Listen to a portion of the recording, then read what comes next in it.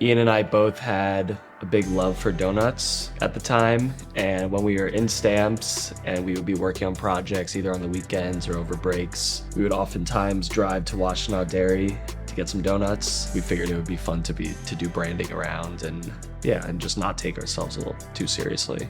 We had one project a couple years back designing all the furniture and fixtures for this clothing store called Detroit is the New Black.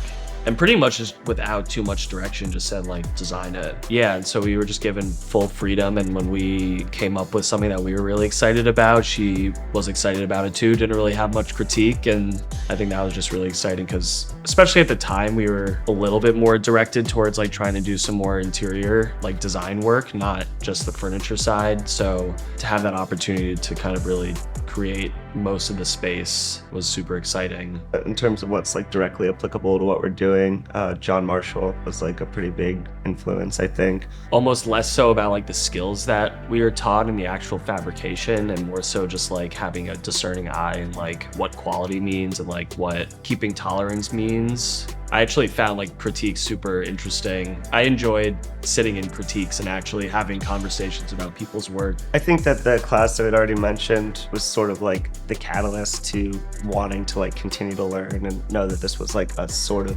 occupation that like interested us and it was a path that we wanted to go down. Learning to be like self-critical in a constructive way and learning to critique and try to evolve and be like receptive to what is or isn't working and like just having a general sort of creative approach and like tenacity, I think, was learned through a lot of different classes.